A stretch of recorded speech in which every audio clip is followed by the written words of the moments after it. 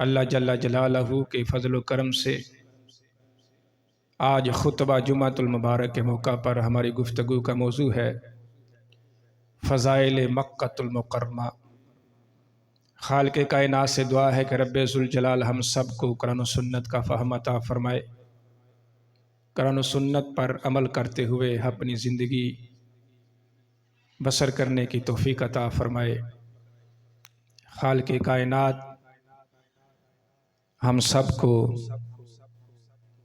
कुरान और हदीस का इल्म अता फ़रमाए और इसके तबलीग और इसके अबलाग की तौफ़ीक़ अता करे।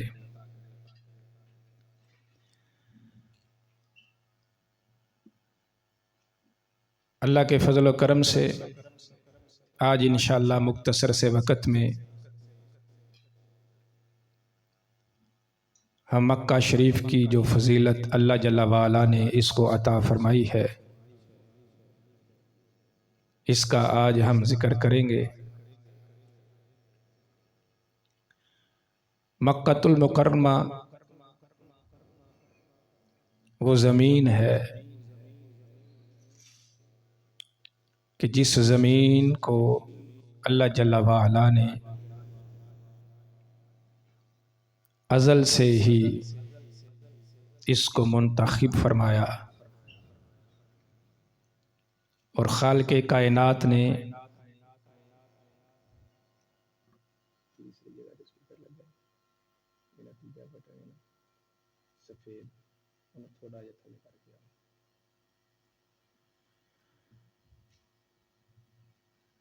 मक्का शरीफ को उम्मुल कुरा कहा। उम्मुल कुरा का मतलब है कि सारी बस्तियों की माँ। काबा मुशर्रफा इसकी ज़मीन वो ज़मीन है कि जहाँ से पूरी ज़मीन को वजूद मिला और इस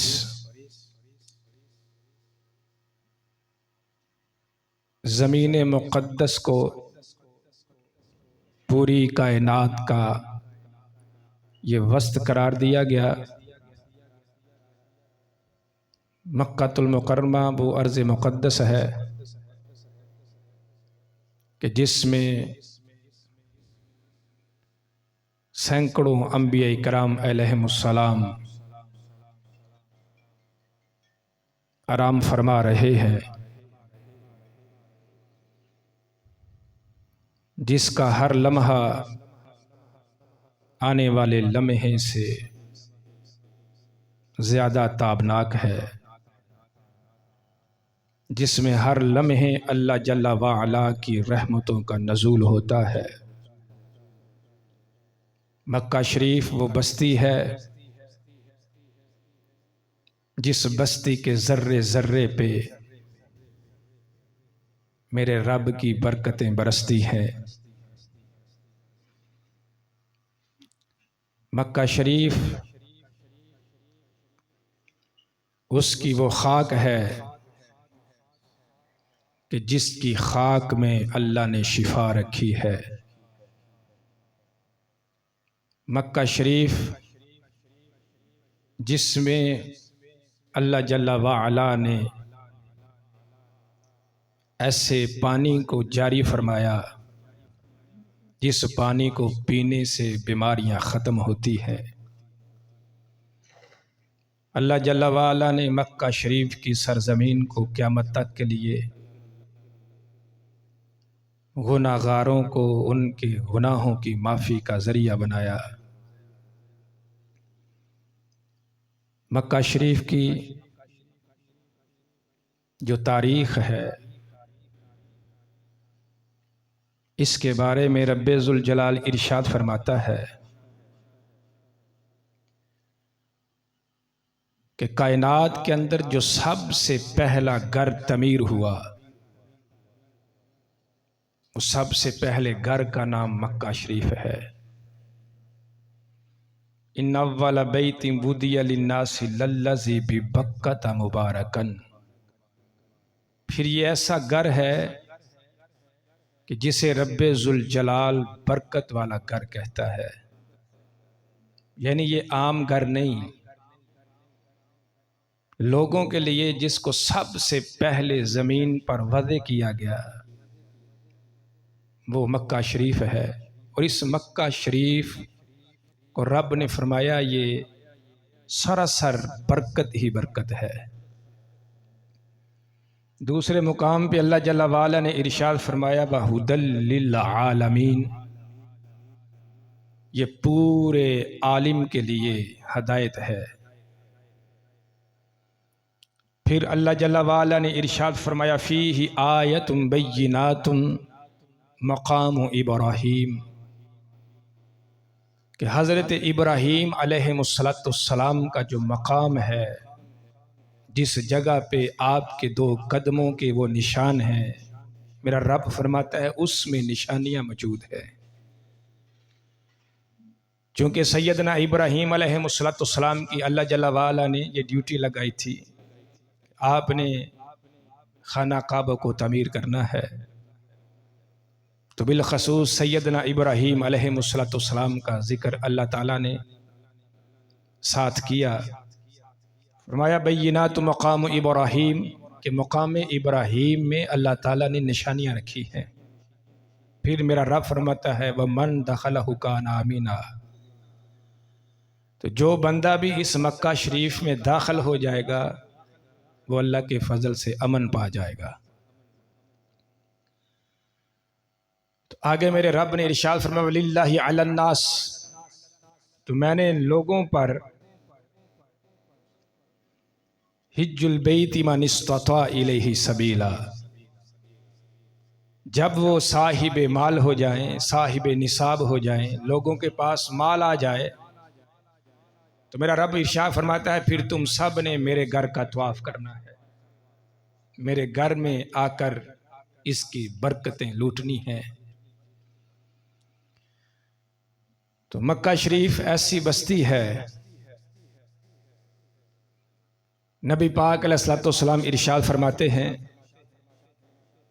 कि मक्का शरीफ का दीदार करना भी इबादत है, उसको देखना भी इबादत है, मक्का शरीफ को छूना भी इबादत है। चूँकि रब्बे जुल जलाल ने कुरान करीम में ये इरशाद फरमाया है लल्लज़ी बिबक्कत मुबारकन, अल्लाह जल्ला वाला ने इस मक्के के सिर्फ पत्थर का जिक्र नहीं किया जिसको हजर अस्वद कहा जाता है। आज कुछ लोग काबा शरीफ का जो हजर अस्वद है उसको छूना तो जायज समझते हैं, लेकिन उसके साथ रुकन यमानी हो या दूसरे पत्थर हो या मुकाम इब्राहीम हो, उसको हाथ लगाना शिरक कहते हैं, बिदत कहते हैं। तो ये हाजी लोगों को तजर्बा है कि जो वहां पर गए, हालांकि रब ने 1450 साल पहले फरमा दिया था कि मेरे हबीब ये जो मक्का शरीफ का जितना भी एरिया है मुबारकन, ये बरकत वाला है। अल्लाह जल्ला वाला ने तो सिर्फ हजर अस्वद का जिक्र करते हुए नहीं फरमाया कि सिर्फ मैंने बरकत हजर अस्वद में रखी है। तो रब्बे जुल जलाल के कुरान से इस चीज को मुअय्यन किया जाएगा कि काबा शरीफ के हर हर पत्थर में मेरे रब ने बरकत रखी है।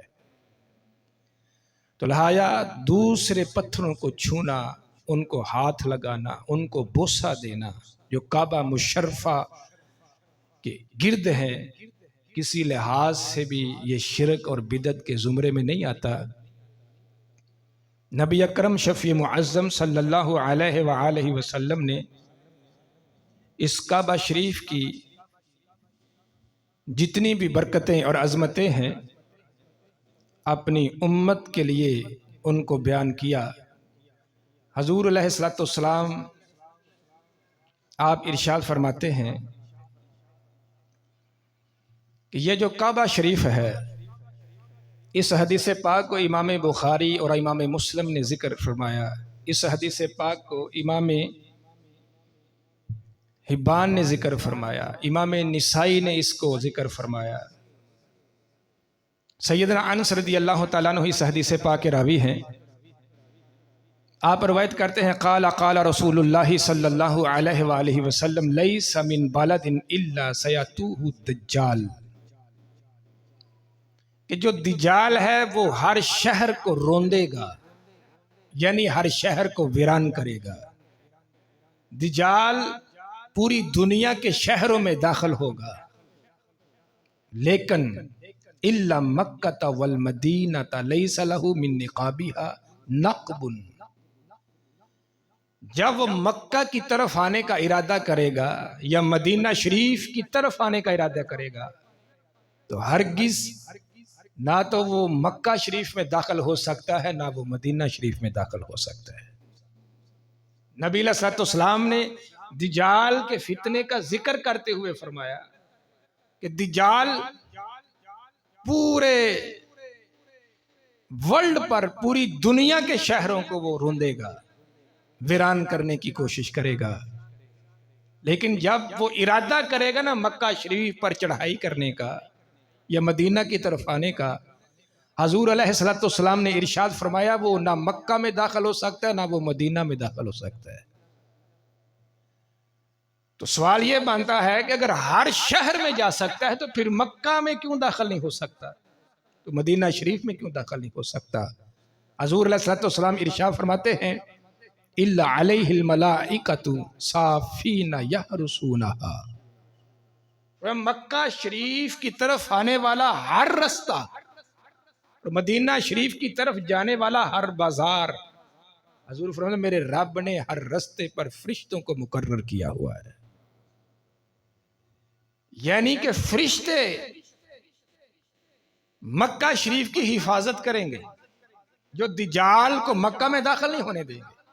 तो जब मदीना शरीफ की बारी आएगी तो फिर वो मदीना शरीफ में भी उसको दाखिल नहीं होने देंगे। तो या रसूल अल्लाह सल्लल्लाहु अलैहि वसल्लम, क्या ये फरिश्ते सिर्फ उस वक्त मुअय्यन किए जाएंगे? हजूर ने फरमाया नहीं, जिस दिन से मेरे रब ने मक्का को कायम किया है उस दिन से अल्लाह ने फरिश्तों की भी हर रस्ते पे ड्यूटी लगा दी है। यानी हर जाने वाला हाजी फरिश्ते उसका दीदार करते हैं, हर आने वाले हाजी का फरिश्ते दीदार करते हैं। यानी फरिश्तों की ड्यूटी सिर्फ ये है कि वो दज्जाल को रोकेंगे। तो नबी पाक अलैहिस्सलाम ने इरशाद फरमाया वो दज्जाल को कभी भी आने नहीं देंगे। फिर सरकार दो आलम सल्लल्लाहु अलैहि वसल्लम इरशाद फरमाते हैं मक्का शरीफ के हरम होने के बारे में हज़रत अब्दुल्ला बिन अब्बास रज़ियल्लाहु ताला अन्हु इस हदीस पाक के रावी हैं। और ये हदीस पाक इमाम बुखारी और मुस्लिम ने जिक्र फरमाया, इसी हदीस पाक को इमाम निसाई ने जिक्र फरमाया, इस हदीस पाक को इमाम अहमद बिन हम्बल ने जिक्र फरमाया। सैयदना अब्दुल्ला बिन अब्बास रज़ियल्लाहु ताला अन्हु रवायत करते हैं काल नबी सल्लल्लाहु अलैहि वसल्लम यौमल फतह मक्का, फतह मक्का के दिन हजूर अलैहिस्सलाम ने हमसे खिताब किया फ़इन्ना हाज़ा बलदुन हर्रमहुल्लाहु यौमा खलक़स समावाति वल अर्दा, यानी कि ये जो मक्का शरीफ है इसको अल्लाह ताला ने हरम बनाया हुआ है। अगर कोई पूछे कि मक्का कब से हरम है तो नबी अलैहिस्सलाम ने फरमाया जिस दिन से अल्लाह ने जमीन और आसमान को पैदा किया उस दिन से अल्लाह ताला ने इस मक्का की हुर्मत रखी हुई है।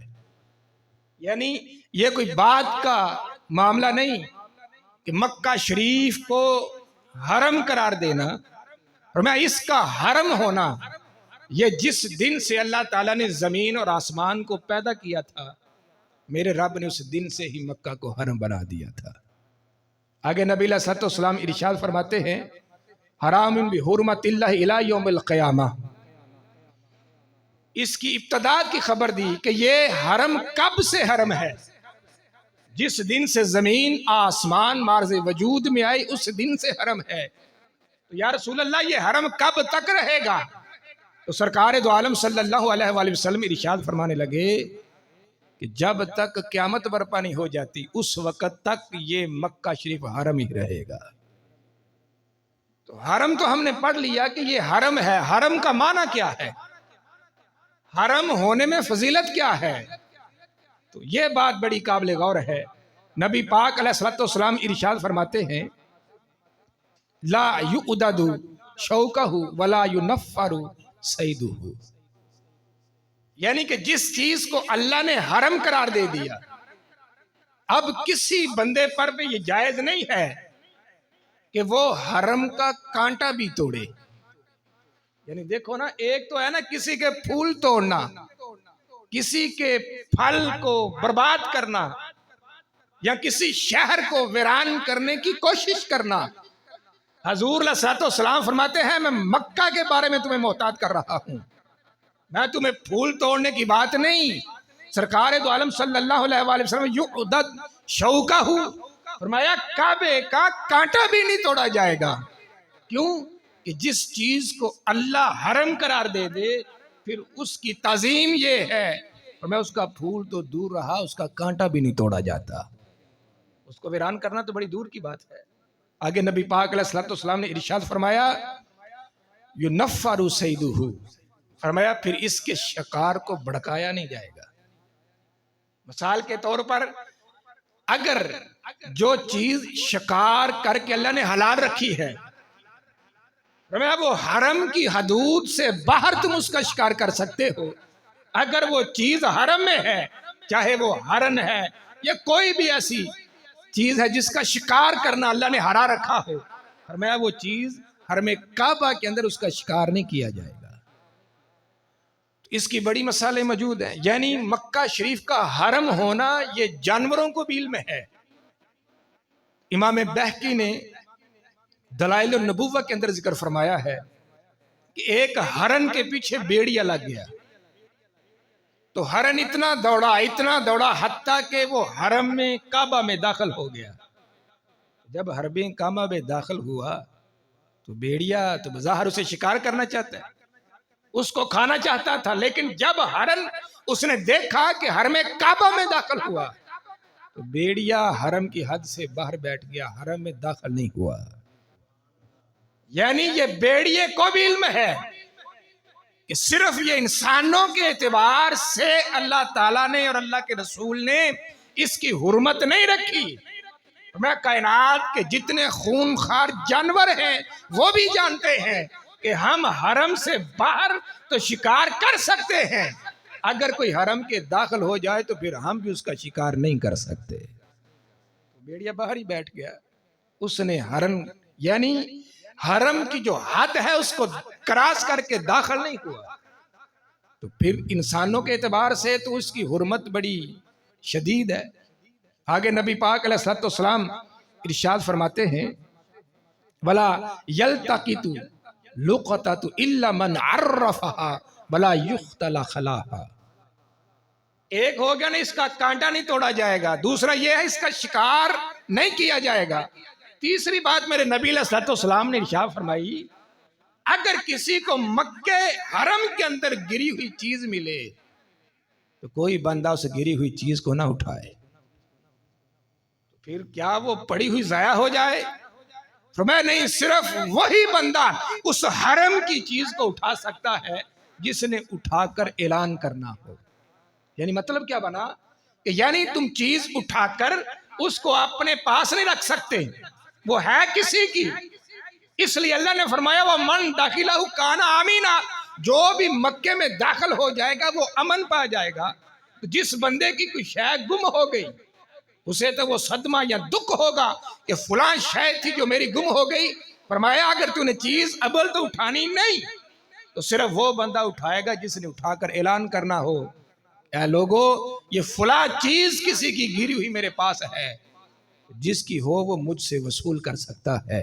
हजूर सलाम ने फरमाया सिर्फ वो बंदा चीज उठाकर उसका ऐलान करेगा। यानी ये है हरम और हरम की बरकतें।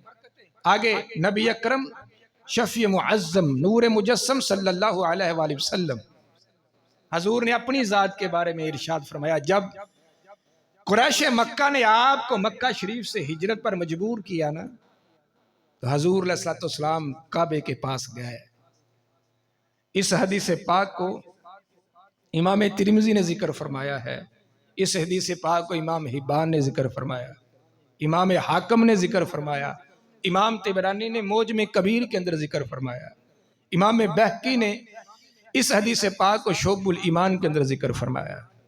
सैयदना अब्दुल्ला बिन अब्बास रज़ियल्लाहु तआला अन्हु इस हदीस पाक के रावी हैं। आप फरमाते हैं काला रसूलुल्लाह सल्लल्लाहु अलैहि वसल्लम लिमक्का था,